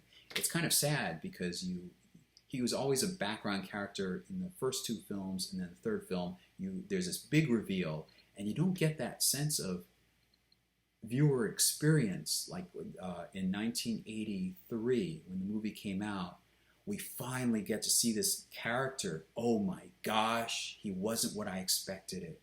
Wow. And even in the comic book adaptation, they include that scene, the comic book adaptation of the 1977 film, they include that scene, and they depict him in human terms. I mean, he looks like a human character, which makes me think that they, somewhere along the line, they intended to have it be just as filmed, and then he went and changed it and whatever. My basic point being that this universe was developing and being figured out in the course of 4, 5, and 6. It's by the time he releases 1, 2, and 3, the whole universe is all created. So if you go in watching 1, they talk about the Force in very technical terms. In episode 4, the Force is a very good example, and it's the crux of the exemplary thing in how concepts were changed. In A New Hope, all that's mentioned about the Force is that somebody tells Luke it's something that binds us, it surrounds us, it controls our actions, and we have an impact and can control it. It's very spiritual. People from different cultures, various different cultures, can understand, oh yeah, it's like Shakti, or it's like Jesus, or it's like, I don't know, fill in the missing blank. Oh yeah, I got this. It's a force. I can impact upon it, and it informs me, and it connects me with the whole universe. I got it.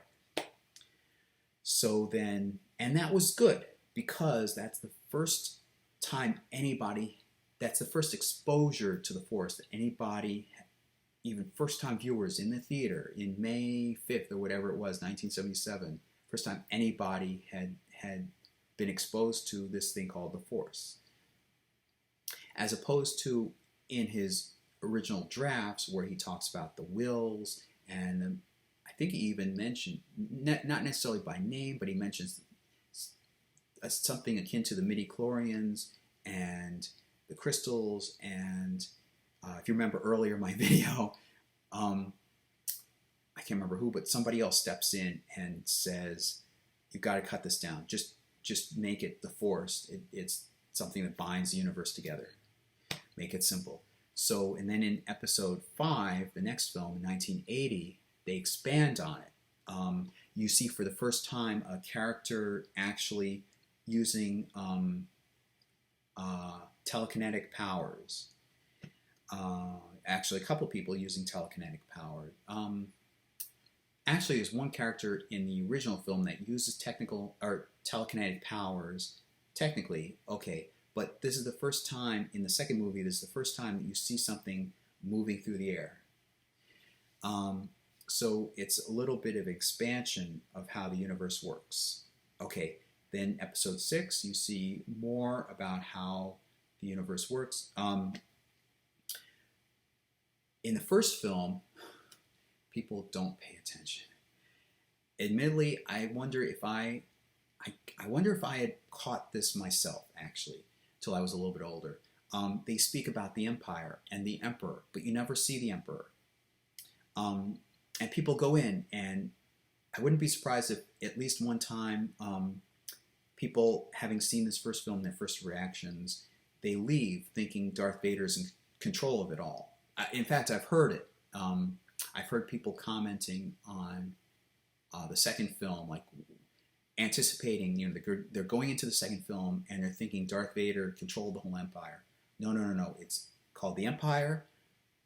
Therefore, there's an Emperor, and they make reference to the Emperor, but you never see the Emperor. In the second film, you actually see the Emperor, or a hologram. There's an interaction. There's a in so many terms, in Star Wars terms, there's a Zoom session for the Emperor. So it's expanding it a little bit more. And then and still the Emperor, now in the original release, and for a long while, up until the special editions were released 20 years later, the Emperor was played by there's a visual effect, but how they did that was that they had a woman's face speaking, and they put a chimpanzee's eyes, some kind of ape's eye or monkey's eyes over, just to make it look eerie, and they did a really good job. He barely looks human. And the dialogue goes differently than the way it does in the re-release. It's another excellent example of how things were changed. In the original release, and for 20 years, they speak about the son of Anakin. I'm not sure. I think they mention Anakin's name, but they say it in certain ways. And then in the re-release 20 years later, the dialogue has clearly been shifted, in addition to them putting superimposing over that original look of the Emperor, the actor, they superimposed the actor who would then play the Emperor in the third film You never actually saw the Emperor until the third film, Return of the Jedi. Okay, for consistency's sake, within the story universe, it doesn't really change things. I'm just pointing out, I mean, it doesn't change things for the viewer. It doesn't change things in terms of information or experience. Okay, to be consistent, you have to match up his look, the Emperor's look in Empire Strikes Back, with the way he looks in Return of the Jedi. Okay, they changed the dialogue a little bit. Okay, I could go along with that. But I'm simply saying that these are examples when things were changing. It's not like George Lucas had all three films plotted out and the backstory, episodes 1, 2, and 3, and 4, 5, and 6 all plotted out to begin with. Things were changing. Things were evolving. So it's easier for a new viewer. This is my summation point. It's easier for a new viewer. I say this like 1 hour, 40 minutes into it. For a new viewer, if you start with 4, 5, and 6, concepts are being introduced to you at a level, at the rate at which they were for everybody else. And then if you see 1, 2, and 3, you will go into it knowing, already being familiar with these concepts, so that they can develop them even further in 1, 2, and 3. That's why it would feel out of order. You would get literally a different viewing experience if you saw them in numerical order as opposed to release order.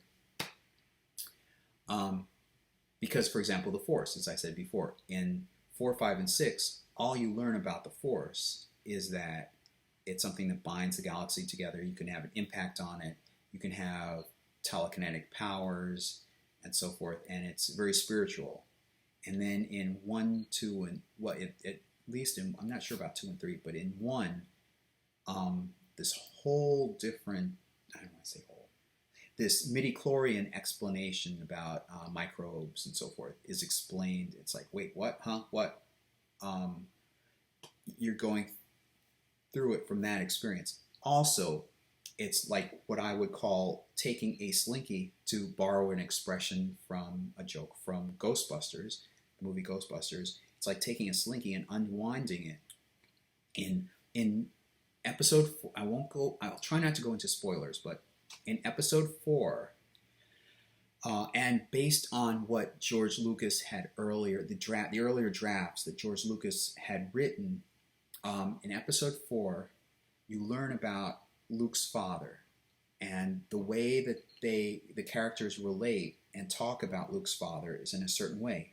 He had a father, and then there's another deleted scene involving Darth Vader talking with someone on somewhere else, and there's a bit of dialogue given in there referring to Luke's father and Luke's father's death, tragic death, which lines up, it jives with what Luke is told about his father.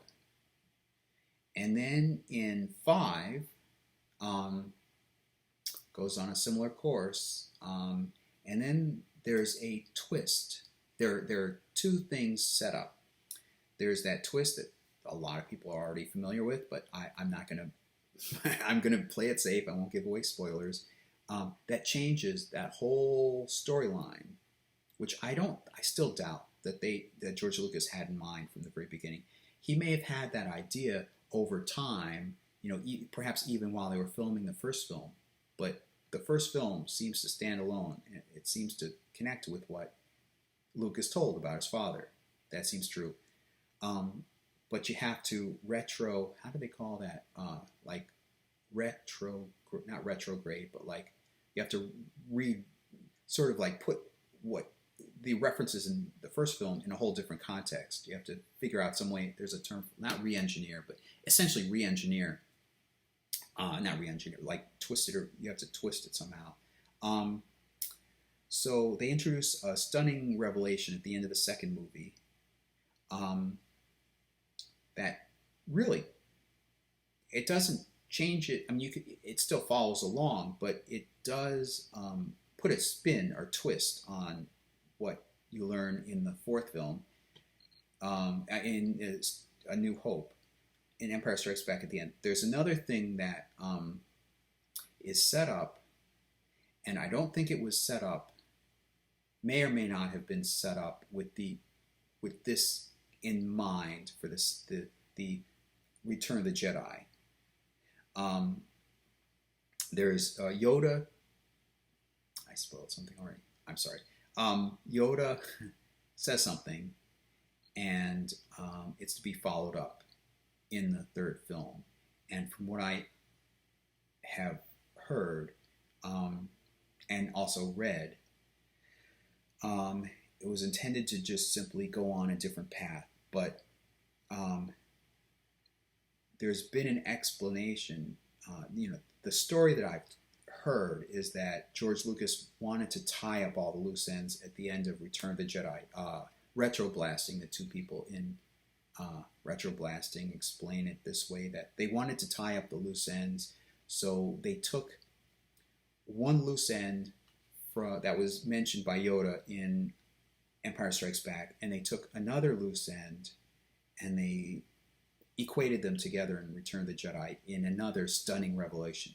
My point being that this backstory had not been established until each film. As they were developing these films, they were establishing more and more of the backstory. And so if you see episodes 1, 2, and 3, especially at the end of episode 3, like, the whole mystery is gone. Your viewing experience of these 6 films is totally different. If you see 4, 5, and 6, you're following along. See, 4, 5, and 6 is the original trilogy. It should also be called, in some sense, the Luke Skywalker trilogy, because Luke Skywalker is the main character. You're learning things as Luke Skywalker is learning them. And I talk about that cliffhanger at the end of the second film, Empire Strikes Back. If you see episode 3 before episode 2, it will have been spoiled for you. You would have already, if you're trying to view it in terms of Luke Skywalker in that middle trilogy, you can't, because it immediately pushes you out of Luke's personal context, because it's not a stunning surprise anymore. All right, let me rephrase this.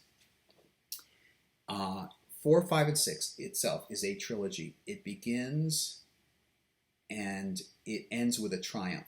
It's like a 3-act structure. A New Hope begins, it introduces you to these characters and the setup, and then Empire Strikes Back. The Empire Strikes Back. Things are very difficult in Act 2. There's a huge, huge struggle, drastic stakes.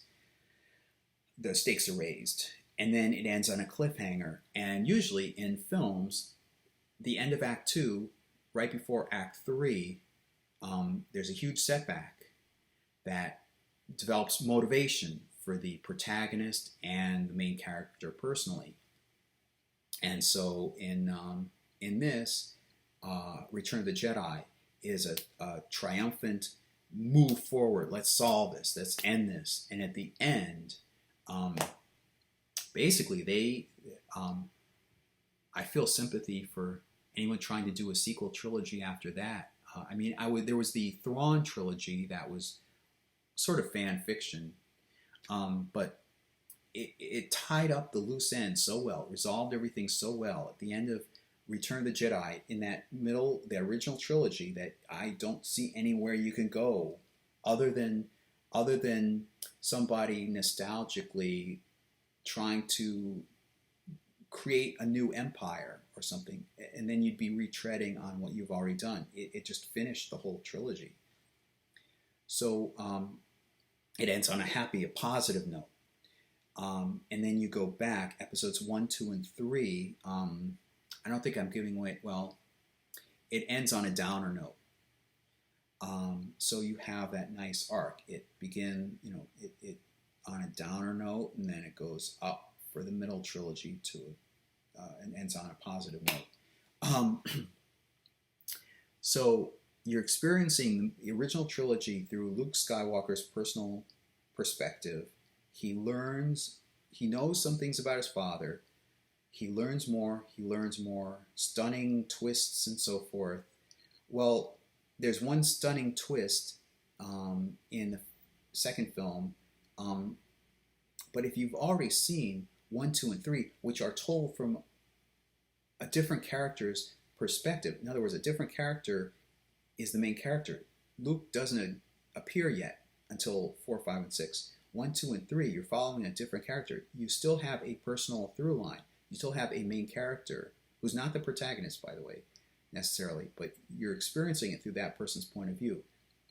So if you go through episodes 1, 2, and 3, you're already locked into that person's point of view. So then you go into 4, 5, and 6, and now you're in Luke Skywalker's point of view. So you're experiencing the story through Luke Skywalker's point of view. It would then be confusing because you've left this other person who was the main character. Now he's in the objective story, and now it could be off-putting. But okay, now you're following Luke Skywalker. So then there's a stunning revelation, and you're witnessing it, and because you earlier followed, you were locked into this other person's personal point of view through the first, episodes 1, 2, and 3. I don't think you could help but experience this twist from this other character's view, and it's literally it's a different viewing experience. You feel differently because in that scene you're locked in. You immediately get locked because it's pivotal. It pivots around whose point of view it is. If you have already seen 1, 2, and 3, and there's this revelation, you're experiencing it from the character who is this 1, 2, and 3, the main character in this 1, 2, and 3. Whereas if people start with 4, 5, and do 5 and 6, you haven't experienced 1, 2, and 3. You're locked into Luke Skywalker. So, and it's clearly following Luke Skywalker. So at the end of 5, there's that twist and revelation, and you see the main character saying, I won't get into how he reacts, but it's a very emotional reaction. Stunning, oh my gosh, and clearly the music is there, and it's stunning, and the camera is close up and everything. If you're just watching 4, 5, and you've watched 4, now you're watching 5, you experience it from Luke's point of view, and that's the importance of the main character as opposed to objective story characters. You experience it from his personal point of view, and you feel that emotion, or you should feel that emotion. If you're a film viewer at all, you would experience it from that emotion. Again, hope I'm not saying this too many times, but if you see it from starting with episode 1 through then 4, 5, and 6, at that moment, you're shifting back because that other character is involved in the end of episode 5. In that moment, you're shifting now, like your brain just would automatically switch back to him being the main character. And here, Luke Skywalker is this other character, and you're experiencing it through the character from the original trilogy, and Luke Skywalker renders Luke Skywalker as simply a character reacting to what you have said through this other main character. I hope I'm clear on that. So I think I've also talked a little bit about how Dramatica works. I want to create maybe I should create another film explaining Dramatica, the theory itself, in more depth. But it's getting up to almost 2 hours, and I think that's enough. I do want to point out that there are these special editions that were released 20 years later. Be careful, because that's not the original theatrical release version. George Lucas has said no, and for various reasons, posed. There have been various reasons given as to why he refuses to let the original theatrical releases, the theatrical versions be released. And also, the new version, the special edition, is not the original special edition.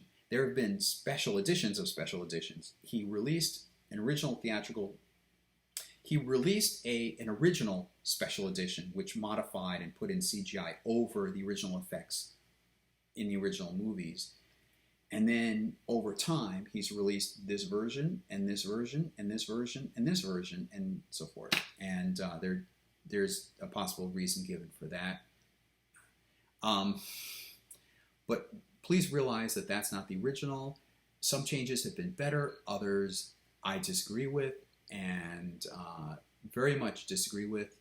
I would say basically George Lucas quit tinkering. It's okay. It's fine. It made more sense the original version. But hopefully at some point the original theatrical versions will be released. There is a way of getting. I have copies of the original theatrical version that have been reconstructed, but that's the only way you can get them, other than having a video, in good quality. This is Blu-ray high definition quality. They've been reconstructed. Hopefully at some point maybe they will be re-released. Okay, actually, let me mention these two side films, because that was the crux of what inspired this comment on YouTube. There are 3 trilogies, conveniently. If you put the side material aside, you put the Ben Kenobi miniseries and the streaming service movie, TV series and so forth. You put all that aside. You just focus on the released films. It's conveniently the original trilogy, which is right in the middle. There's a prequel trilogy, which as I spent like an hour or something explaining, you should see after the original trilogy, you'd become less lost. And then about this point, George Lucas, for whatever reason, he said that he wanted to retire, or he didn't have enough time, he wanted to go on to other projects. Whatever the reason, and it's also been mentioned or suggested that the backlash against the prequel trilogy may have had some influence on him deciding to sell and it was Industrial Light and Magic, Lucasfilm, sell Lucasfilm to Disney, which George Lucas has since called the the White Slave Masters, something like that. So he had an idea, he had a concept for episodes 7, 8, 9. There would be 3 trilogies. There's the original trilogy, the prequel trilogy that came out afterwards, but is set before, and then the sequel trilogy, which George Lucas had in mind, and then for whatever, this is a whole, you could write a whole series of books, or at least one whole book, do a documentary just on this. Disney deciding, no, we're going to go off on our own route, and there are clearly motivations here and there, maybe over time, changing of intent and so forth. They went on their own route. And they finally finished the 3 films of the sequel trilogy. So you've got 3 trilogies, 1, 2, and 3, 4, 5, and 6, 7, 8, 9. Then you have 2 side movies. There are the Star Wars story movies. The first one to come out was Rogue One. The second one is called Solo. They both take place right around here.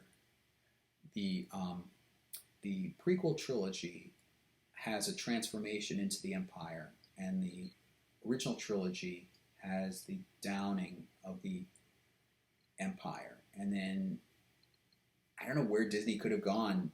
In some sense, I feel sympathy. Like, where? So George Lucas gave a draft or ideas to Disney.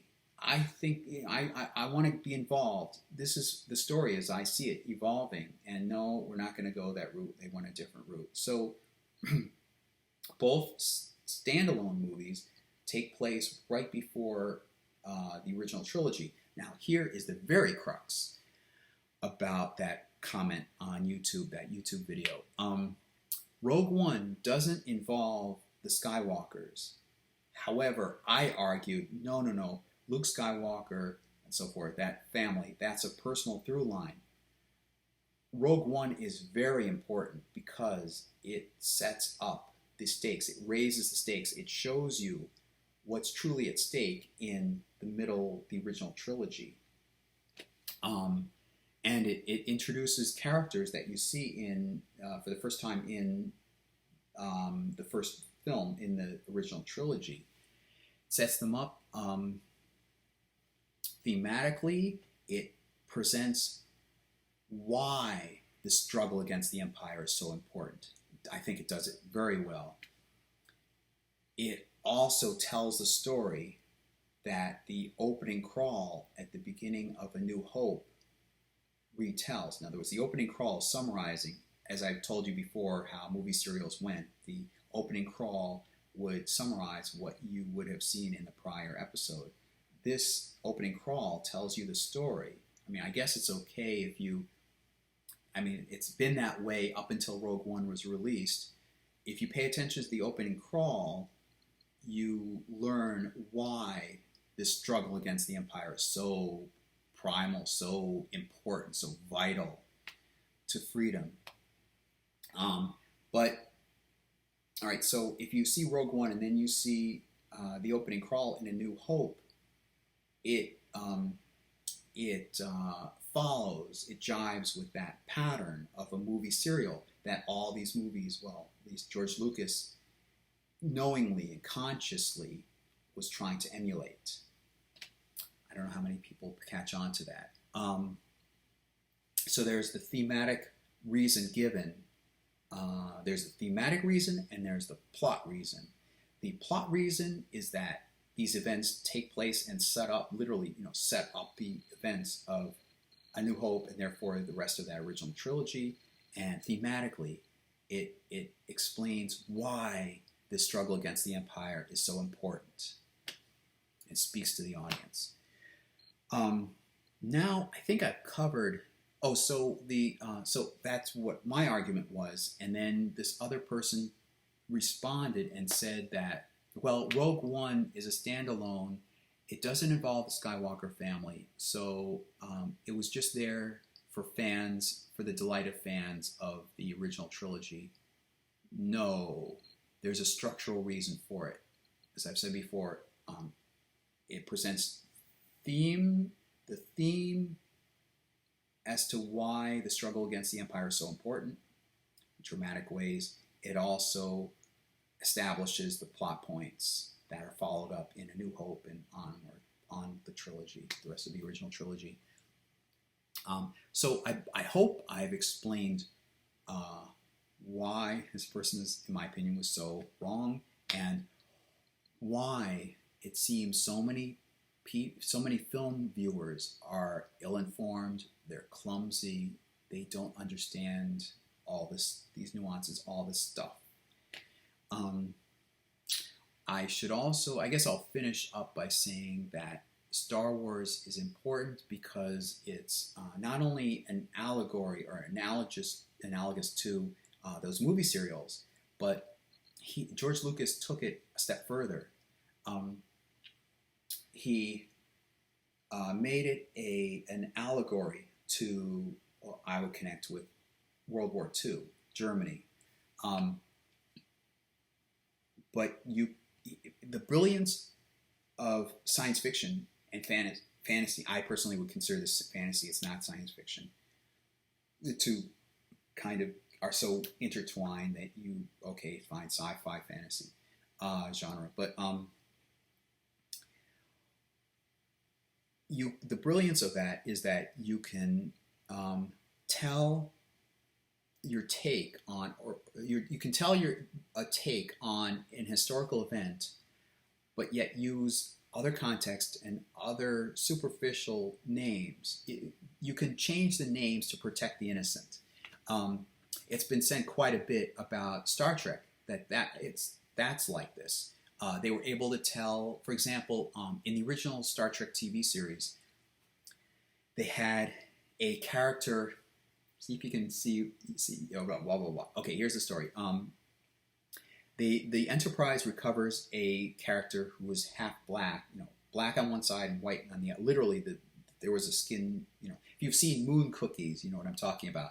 Half his face is white, and half his face is painted black, and he's running from this other guy whose face is also half black and half white. Only it's a reverse. In other words, like hypothetically, I don't remember which one was which, but like this side of the person, the first person you meet, this side is white and this side is black, and then he's running from some guy whose side is this half is black and this half is white. They're reversed. And they talk about being beholden, enslaved, and then granted some rights begrudgingly. And it's clearly a civil rights story. And this was in the 1960s. I mean, it's very blatant what they're talking. I would be surprised if anybody watching it did not know. Oh yeah, Gene Roddenberry, yeah, or whoever wrote it. Yeah, we know what you're talking about. Yeah, we know. It's an adventuresome story, but we know. We know what's going on. But in some sense, in science fiction, you have freedom, first of all, to tell extravagant stories, and two, you can talk about actual events without turning people off, without becoming so-called woke, and it's become an issue now. People using the phrase woke. You can tell the merits of your arguments because, as Dramatica puts it, each well-told story is really an argument that the author is demonstrating and expressing to the audience through these events, through these plot events, through these themes, through the genre, and through the characters, the character behaviors, and so forth, and how the characters develop. Star Trek was very much like that. It was woke in its time, going way back. It was woke. But there was another story about another Star Trek story that comes to mind called Balance of Terror. By the way, that one was called Let That Be Your Last Battlefield. This one was in the first season. It was Balance of Terror, and it involved the first encounter with the Romulans. Now, plot-wise, it's simply our first encounter with the Romulans after over a century. Here are the thematics. Here's the allegory. The Enterprise is a ship. Imagine like the U.S. Navy. There's a U.S. naval force, and the Enterprise is one of the best ships in the fleet, naval fleet. And there's this enemy, two planets called the Romulans, and there was a war over a century prior. This takes place in the future, like 22nd or 23rd, depending on how closely you're paying attention to the detail. I think originally the Star Trek series was set in the 22nd century, but it was references to the 23rd century were given, so you have to, anyway, it's several centuries in the future. Over a century earlier, there was a war between Earth and this alien race, the Romulans, and neither side really visually saw each other. It was by subspace radio. The treaty was signed by subspace radio, and what happened was essentially, okay, we're at a standstill, let's just make a truce, we'll make a neutral zone. It was a demilitarized zone in real life in the North Korea versus South Korea, and then I think North Vietnam and South Vietnam. There were similar things, at least in the case of Korea. I think that was where they had a demilitarized zone. They just said basically, okay, stop, let's end hostilities. Nobody crosses this barrier. It's like even the Civil War. Okay, nobody from here goes over here, nobody here goes over there, and we're fine. Guess what the Romulans do? Now in this episode, the Romulan ship has been attacking outposts that monitor that demilitarized zone, that neutral zone. The Enterprise goes in and Kirk is in command of the Enterprise. He's been under orders from Starfleet, Earth Starfleet. I mean, it evolves into the Federation of Planets. But he understands that the ship can be expendable. In other words, they're willing to risk the Enterprise being destroyed. They're willing to risk the crew being killed in the overall global, the galactic effort of making sure that war never happens again. That this truce, this neutral zone, be maintained and the rules behind it be upheld. To prevent war, we're willing to risk the Enterprise being blown up if it's going to lead to preventing another huge war.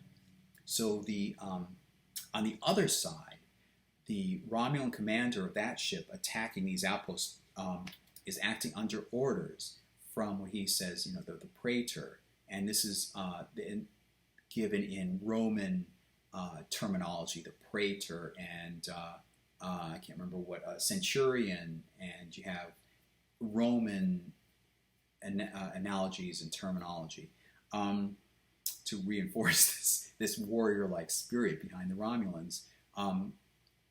The praetor wants this glorious war, and I believe all that's said is that it would be simply a gift to the praetor. Another war would be a gift to the praetor. I think that's all that's given in the episode, but yet viewers, especially ones who have lived through World War II 20 years prior, just over 20 years prior, would understand that warrior spirit. Some cultures have that warrior spirit where we want to be glorious. In order to be glorious, we won't construct things, we won't make things better for humanity. No, we're very nationalistic. We're going to create this war so that we have to have this war so that we can show how strong we are in the galaxy. So it's easy to read into that what the Romulan commander says is this war being a gift to the praetor. You can read, if you know anything about history and cultures, you can understand that. So, so this is an allegory to real life. In fact, people have pointed out that the plot is similar to The Enemy Below, which is a film. And I haven't seen the film. I'd be interested, maybe on YouTube or something I can find it for free or I can borrow it. But it seems like an interesting film. So in the story, you see Kirk faced with this dilemma. He doesn't want to get into war. It's messy. It's just very demanding to have to deal with this Romulan threat, and then it switches over, and you see the Romulan commander, and he's war weary. In fact, he says in so many words, he's war weary too. He doesn't want to deal with another. It's pointless, These two are very try not to cry, but these two are very intelligent, smart people, probably very philosophical minded people too, and yet they're both pushed by their respective governments to act for the benefit of Earth, act for the benefit of the Romulan Empire, the Romulan Star Empire. And one of my favorite moments is at the end. The Romulan commander has essentially gotten caught in a defeated moment. The Enterprise has basically called their bluff. Okay, we see you. We could destroy your ship right now. Any last words? Whatever. And the Romulan commander. Strike that. Kirk sends a visual message. In other words, these two are talking through the view screen, and Kirk says, "Stand by to have your survivors transported aboard our ship." And the Romulan commander says, "You and I are of a kind." I think he says first, "That's not the Romulan way. You and I are of a kind in a different reality." Meaning, you could take that two different ways. There's a general gist, but you could, outside, expanding from that, you could take it two different ways. You could take it to mean that Kirk and this Romulan commander are from two different worlds, Or you could take it that the Kirk and the Romulan commander are have or both share a mindset that's different from the uh, world or galactic landscape in which they just find themselves in through no fault of their own. And that comments a lot on war. Um, so I hope that also encourages you to perhaps check out Star Trek. So anyway, he says, you and I are of a kind in a different reality. I could have called you friend. And then Kirk says something, and then the Romulan commander replies by saying, no, that's not our way. That's not the Romulan way. There's only one more duty to perform. In other words, we are creatures of duty, Captain. I've lived my entire life by it. Only one more duty to perform.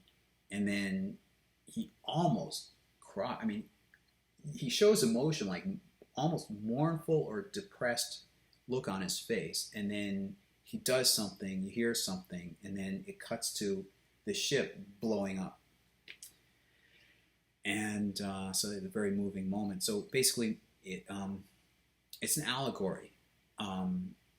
Could be World War II and the Japanese or the Germans or whatever. It's an allegory. It's science fiction, or in case of Star Wars, it's fantasy. It's an allegory. Now, let me go back to Star Wars for a moment. Star Wars is clearly an allegory to me more prominently, World War II, Nazi Germany, and also the Roman Empire, basically, and even possibly the British Empire. Go back to what I said at the beginning of this video. Remember, George Lucas had been working with Francis Ford Coppola on Apocalypse Now, and he was thinking about how democracies or governments can become corrupted and turn into possibly even evil dictatorships, totalitarianism. So here you have, you may, sadly, people don't know their history, the phrase Nazi stormtrooper. These weren't just stormtroopers that can't fire straight in Star Wars. No. It was the American version that called them stormtrooper, but there's a German term for it, the Schlitzenweigen something or other. I don't know. We call them stormtroopers. The Nazi stormtrooper was a member of an elite force, effective fighting force, as I recall, from reading so forth, partly on Wikipedia. But you have terminologies. You have a democracy becoming an empire. You have, I won't go into spoilers, but you have parallel events. You have events common in how that republic, even the very term republic, you have that republic turning into an empire. You have it in with the Roman Empire. It was a Roman Republic originally, and then it became a Roman Empire. You have the Weimar Republic. It becomes although actually I read yesterday or the day before, that we called it the Weimar, or Hitler called it the Weimar Republic, but it was called Germany really at the time. It's interesting. Anyway, I'll call it the Weimar Republic, turns into an empire. And in Star Wars, you have references to the Old Republic.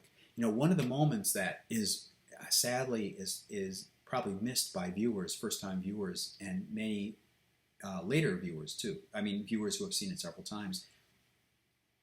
In Episode 4, New Hope, Obi-Wan Kenobi gives him a tool. You can probably guess what it is.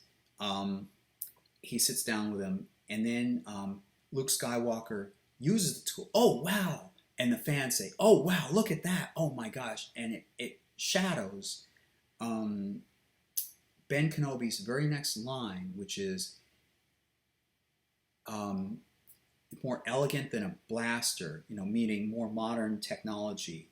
And again, this is an allegory or an analogy to modern warfare. You had The Japanese earlier on, they had a sword, fine, like I want to say heritage, like a sort of respectful tradition of sword fighting, and then machine guns and hand pistols did away with that. So that's how I read into this. It seems very clear in his line. He gives, okay, it's a lightsaber. Okay, he gives him the light. I don't see any other way of putting it. Gives him a lightsaber, and then Luke Skywalker turns something on. You see his light blade pop out, and everybody marvels over that. Viewers say, "Oh my gosh, look at the light!" And it drowns out Obi-Wan's next line, which is a more elegant weapon for a more civilized age. And I wish people wouldn't be drawn, oh wow, marveling at the lightsaber, and they miss his line.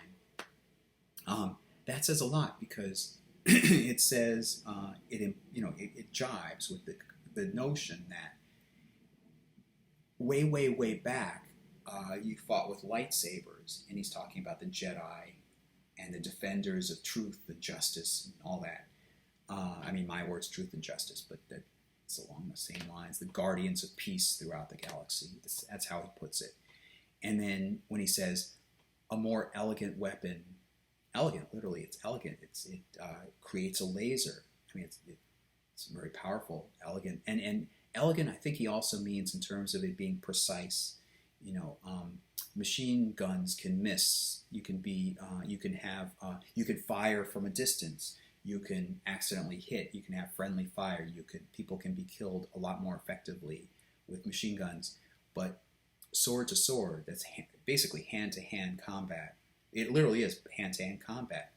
I think that's what he means by a more elegant weapon for a more civilized age. In other words, way back. He's thinking nostalgically back to a time when people were face to face literally with the person they were combating with, fighting, struggling with. And I sense like a mourning. Now we're in an age where you can shoot from a distance. You can do mass slaughter on a grand scale. So much, is implied by that one line. And then talks about who the Jedi were, so forth. I guess that's where I was going with that.